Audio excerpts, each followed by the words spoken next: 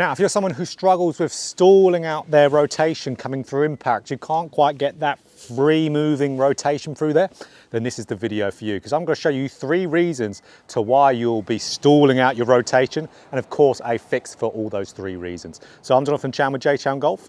Let's dive right into it.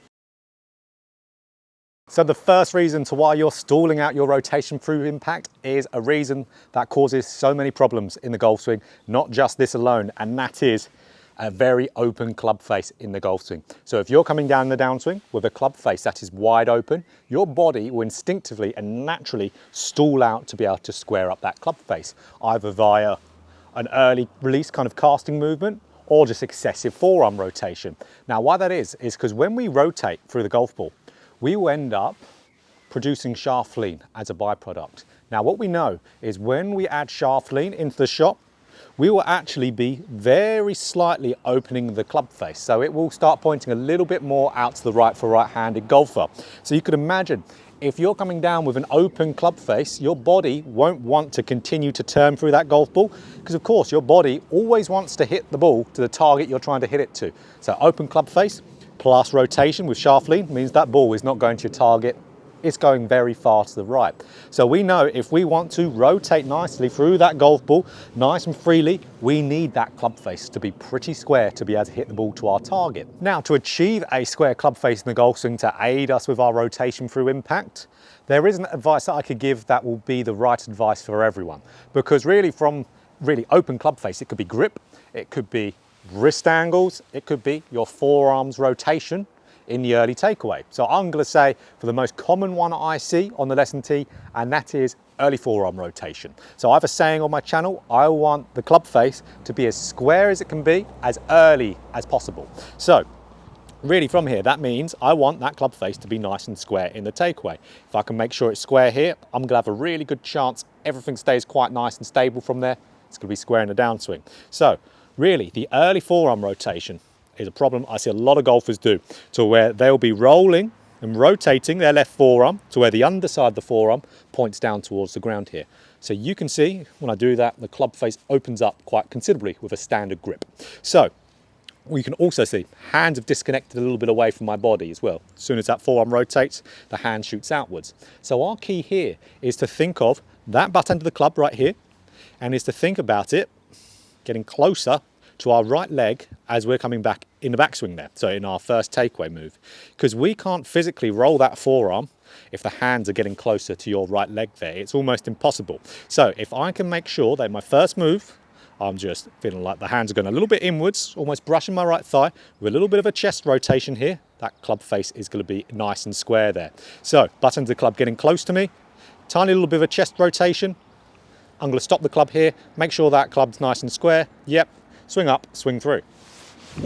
So from there, I'm essentially getting it into the takeaway position, pausing, checking whether it's right, and then swinging through from there. If you're struggling with having that club face open up early, which will be a lot of you, then that is the best way for you to practice. Hands going in, close to the thigh, a little bit of a chest rotation, club head, if you're going to extreme it, slightly outside the hands, matching your spine angle there.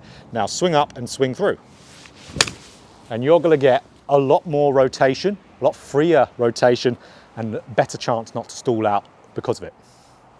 So the second reason, most common reasons why I see golfers stalling out their rotation coming into impact is their shaft movement in the early downswing. So what we're meaning by this is the shaft steepening, so getting vertical as we're moving down there.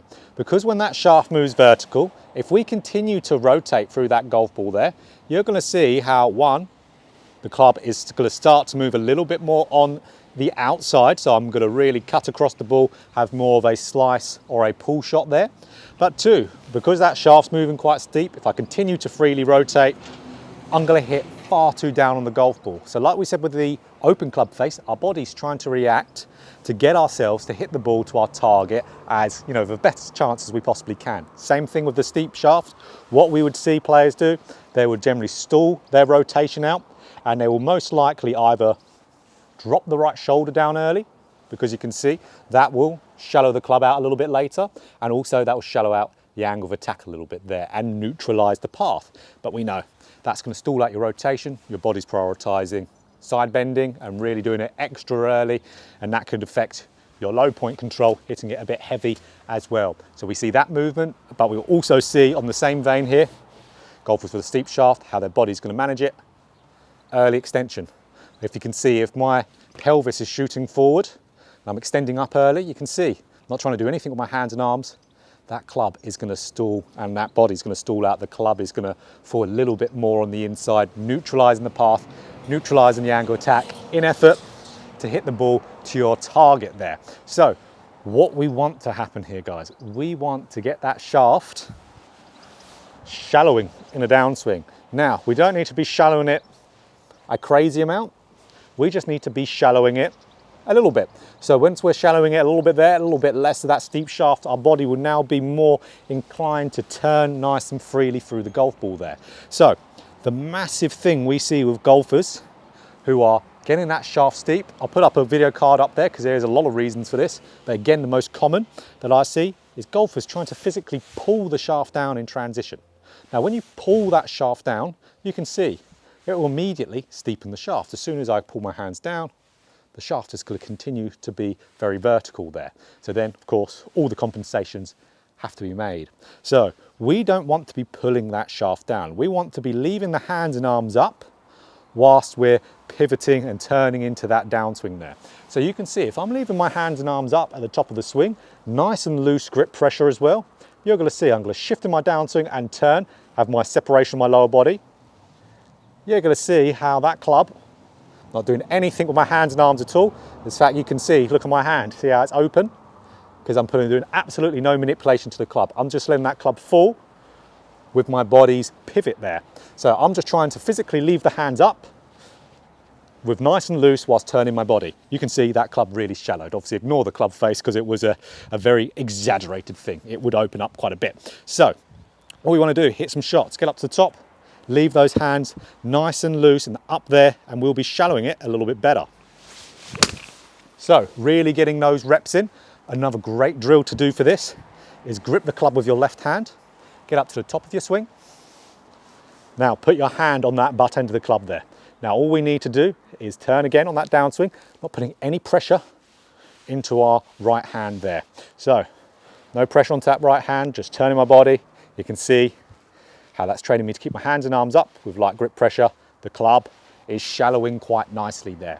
So that's what we want to be doing because we have to have that shaft shallow to nicely move rotationally through the golf ball without no stall of our pivot. So the third most common reason to why I see golfers stall out their rotation for impact, and that is how the right arm is moving in the backswing and then how it has to reorganize itself in the downswing. So what I see quite a lot of players do here is they'll be coming back in their backswing. Usually in the early backswing here, their right arm will start doing this. See how my elbow is getting behind my seam line area of my jacket here? And you can also see how the elbow is pointing directly behind me. So if I get up to the top of the backswing like that, my right arm has got very much behind my body, elbow points behind me, to where now that right arm is going to struggle to get back in front of me. So one, it's going to cause you to have a little bit of a steep shaft, having too much internal shoulder rotation with that elbow pointing behind us. Really going to make that move very difficult, getting the elbow back in front of you to shallow. But as well, because that right arm stuck behind my body, if I continue to freely rotate from here, look where my club is. It's on the inside of the ball line here. So we know again, the body is always reacting to get the ball to go to your target with as best chance as you possibly can with what you're doing. So if the right arm stuck behind the body, what it's going to have to do, it's going to have to fire the right arm coming back into the golf ball. It's going to have to stall out its rotation in order to do that. So really from there, your body will have to stop, right arm will have to fire here. So if we slow down one, we're going to see how my body had to stop when that right arm moved behind me and flipping through there.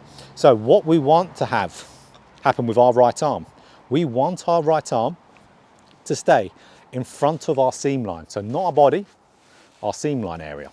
So when we're having that right arm stay more in front of the seam line, it's going to start doing this folding type of bicep curl type of move here as I'm turning back in my swing. You're going to see when that right arm's more in front of my seam line, the elbow is now pointing a little bit more down towards the ground. So now I have to do less to get the right arm back in front of me again, which will help me shallow the shaft. And two, because my right arm's nicely now moved more in front of my body, can freely turn in there because I don't have to reorganize any right arm movement to get back on top of that golf ball here. So the best way to fix this problem, in my opinion, is having something like a ball kind of training aid here.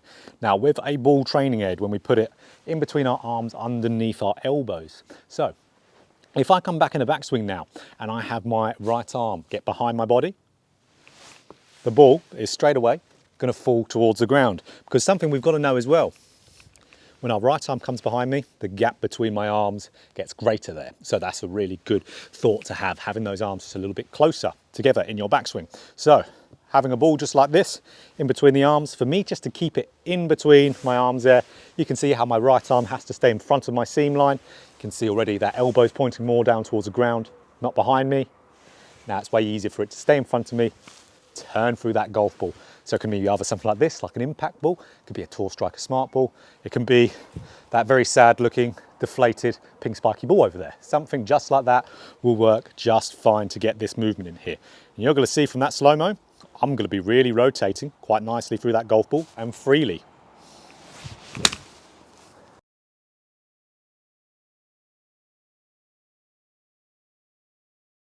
So guys, there are the 3 most common reasons to why I see golfers stalling out their rotation through impact. Now, there is far more reasons to that and far more things you need to kind of think about to be able to have a nice freely rotational swing. And it's something that I generally can't make a video that will be long enough on YouTube.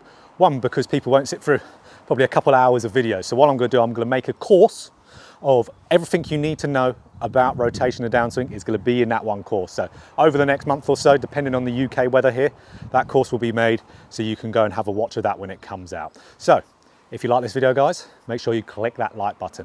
And if you want more golf instruction just like this, hit the subscribe button and hit the bell button too to be notified every time I put out a video. So make sure you're not doing these 3 things in a golf swing and you'll be rotating through the golf ball a hell of a lot better.